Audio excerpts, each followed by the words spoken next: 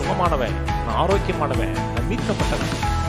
உங்களுக்கு தேவன் என்ன ரைட்ஸ் கொடுத்துக்கிறாரோ அந்த ரைட்ஸ்ல நில்லுங்க. யுத்தம்ங்கிறது அப்புறம் தான். யுத்தங்கிறது என்னன்னா என்னோட ரைட்ஸ் நின்றுகிட்டு யுத்தம் பண்றது.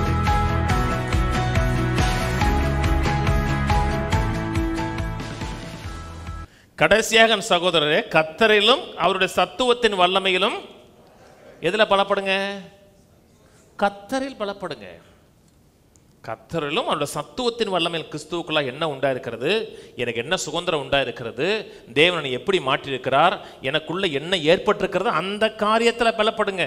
கடைசியாக சகோதரரே, உங்களில் பலப்படுங்கன்னு சொல்லலை, கர்த்தரிலும் சத்துவத்தின் வல்லமையிலும் பலப்படுங்கள். கீழே நீங்கள் பிசாசின் தந்திரங்களோடு எதிர்த்து நிற்க திராணி உள்ளவர்களாகும்படி தேவனுடைய சர்வாயுத வர்க்கத்தையும் தரித்துக் கொள்ளுங்கள்.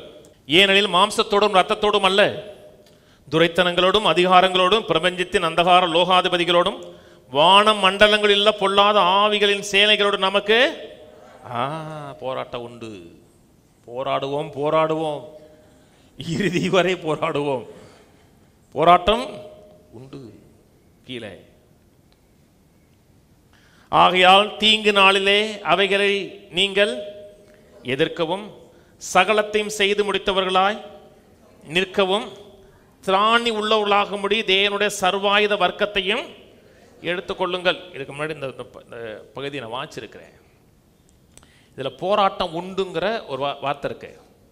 அது ஒரு முறை தான் இருக்கு. உங்களுக்கு போராட்டம் உண்டு, ஆனால் நிற்க வேண்டுங்கிற வார்த்தை 3 முறை வருது. முதல் முறை எங்கே வருதுன்னா பிசாசின் 11 வசனம், பிசாசின் தந்திரங்களோடு எதிர்த்து நிற்க. முதல்ல நிற்க. நிற்கன்னு என்ன? உங்களோட பொசிஷன்ல நிற்கிறது, உங்களோட உரிமையில் நிற்கிறது, நிற்க. அப்புறம் 13 வசனத்தில் ஆகையால் தீங்கு நாளிலே அவைகளை நீங்கள் எதிர்க்கவும். ஆங்கில பைபிள் பார்த்தா வித்ஸ்டாண்ட் போட்டிருக்கோம். எதற்குன்னா வித்ஸ்டாண்ட் பண்றது. அப்புறம் சகலத்தையும் செய்து முடித்தவர்களாய் நிற்கவும். யுத்தம் பண்றது ஒரு காரியம், ஒரு தடவை தான் இருக்கு. எதில் நிற்க சொல்லுது? உங்களோட ரைட்ஸ்ல நில்லுங்க. நான் சுகமானவன், நான் ஆரோக்கியமானவன், நான் மீட்கப்பட்டவன். உங்களுக்கு தேவன் என்ன ரைட்ஸ் கொடுத்துருக்கிறாரோ அந்த ரைட்ஸ்ல நில்லுங்கிறார். நான் சொன்னது புரியுதுங்களா? யுத்தம்ங்கிறது அப்புறம் தான். யுத்தங்கிறது என்னன்னா என்னோட ரைட்ஸ் நின்றுகிட்டு யுத்தம் பண்றது. நான் சம்பாதிக்க யுத்தம் பண்ணல, எனக்கு சம்பாதித்து வைத்திருக்கிறதுல நின்று என்னை உரிமையை நிலைநாட்டுவதற்காக நிற்கிறேன். அப்புறம் போர் ஆயுதங்கள் கொடுக்குறாரு. சொல்றாரா? அதுல ஒரு காரியம் சொல்றாரு, ரட்சிப்பு என்னும் தலைச்சீராங்கிறாரு. 1 தெசலோனிக்கேயர் சொல்லும் பொழுது ரட்சிப்பின் நம்பிக்கை என்னும் தலைச்சீராங்கிறாரு. 1 தெசலோனிக்கேயர் சொல்லும் பொழுது ரட்சிப்பின் நம்பிக்கை, ரட்சிப்புல என்ன நடந்திருக்கிறது என்கிற எதிர்பார்ப்பை கொடுத்த ஒரு தலைச்சீரா. தலைச்சீரான என்ன? ஹெல்மெட்டு. ரோட்டில் போகும்போது ஹெல்மெட் போடுறது அவசியம். இந்த ஹெல்மெட்டு போடுறீங்களே இல்லையோ, எண்ணத்தில் சிந்தையில் நான் மீட்கப்பட்டவன், நான் பாவி கிடையாது. ஒருவேளை நான் பாவம் செஞ்சா கூட நான் பாவி கிடையாது. நான் மீட்கப்பட்டவன் நித்தியமாக மீட்கப்பட்டிருக்கிறேன். அதை உணர்ந்தீர்கள் என்றால் இங்கே செக்யூர்டா இருப்பீங்க. நான் சொன்னது புரியுதுங்களா? நான் ரட்சிக்கப்பட்டேன், அப்புறம் ரட்சிப்பை இழந்துட்டேன், அப்புறம் ரட்சிக்கப்படுகிறேன். ஒரு முறை தான் பிறக்கிறோம், அப்புறம் வளர்றோம். ஆனா கிறிஸ்தவங்க தான் உலகத்திலேயே வினோத பிறவிகள். எல்லா கூட்டத்திலையும் பிறப்பாங்க. எத்தனை பேர் இயேசுவை ஏற்றுக்க விரும்புறீங்க? நான் வரையா பாருங்க. எத்தனை பேர் ஏற்றுக்கொண்டிருக்காங்க. அடுத்த கூட்டத்திலையும் பாருங்க, ஐயா நான் வரையா. நீ எத்தனை முறை தான் ஏன் பிறப்ப? வளரு.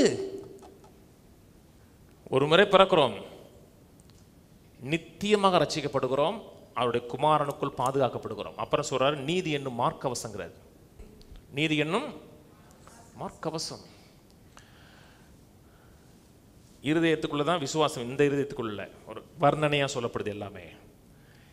விசுவாசம் காக்கப்பட வேண்டும் என்றால் நான் கிறிஸ்துவுக்குள் தேவனுடைய நீதியா இருக்கிறங்கிற உணர்வு இருக்கணும். நான் என்ன செஞ்சேன் என்ன செய்யலைங்கிற அடிப்படையில் இல்லை, அவர் என்ன செஞ்சிருக்கிறார் அடிப்படையில் நீதிமானாக்கப்பட்டிருக்கிறேன்னு நினைச்சோம்னா நீதியின் செயல் வரும். ஆனா மக்கள் 2 நீதியை பத்தி பேசுறாங்க. ரத்தத்தால் நீதிமானாக்கப்பட்டான் தான், அதே நேரத்தில் நான் செய்கிற செயலின் மூலமாக தேவனுக்கு முன்பாக என்னை நிற்க வைக்க முடியுது, தைரியத்தை கொடுக்குது. அப்படி நினைச்சிங்கன்னா சில நேரத்தில் செயல் சரியில்லாத போகும்பொழுது உங்களுக்கு குற்ற உணர்வு வந்துடும். சரியில்லையேங்கிற காண்டம்னேஷன் வந்துடும். என்னைக்கு காண்டம்னேஷன் உங்களுக்கு மனதில் வருதோ குடும்பத்தில் எல்லார் மேலேயும் கடிச்சு கொதறுவீங்க. நீங்கள் டென்ஷன் ஆவீங்க. சின்ன காரியமாக இருக்கும், குண்டு வெடிச்சது மாதிரி டென்ஷன் ஆவீங்க. ஏன்னா நீங்கள் கண்டம் பண்ணப்பட்டிருக்கிறீர்கள். நம்ம சரியில்லை அப்படிங்கிற செல்ஃப் காண்டம்னேஷன் உங்களை வந்துருச்சு. உங்களை கனியற்றவளாக மாற்றிடும். அப்படியே நான் என்ன செஞ்சேன் என்ன செய்யலைங்கிறது அடிப்படையில் இல்லை, நான் ரத்தத்தால் நீதிமானாக்கப்பட்டிருக்கிறேன். அந்த உணர்வில் வாங்க, உங்களை செயலை மாற்றும். முதல்ல எது முக்கியங்க? எனக்கு எல்லாம் நடந்திருக்கிறது எனக்கு குறித்த அறிவு. அந்த அறிவு தான் செயலை மாற்றுது. ஆனால் கிறிஸ்தவத்தில் என்ன சொல்கிறாங்கன்னா அதெல்லாம் முக்கியங்களா, எதே ஒன்று போகணும், எதோ ஒன்று உட்காரணும், எதே ஒரு பேசுவார், எதே நாங்கள் கேட்போம், எதே ஒன்று போடுவோம், எதே நாங்கள் வந்துடுவோம். மாற்றம் ஏற்படாது. நான் என்ன கேட்குறேன், என்ன என் காதுக்குள்ளே போகுங்கிறது ரொம்ப ரொம்ப முக்கியம். என் விசுவாசம் தான் என் செயலை தீர்மானிக்கிறதுங்க. என் செயல் மாறணும்னா முதல்ல எங்கே போகணும்?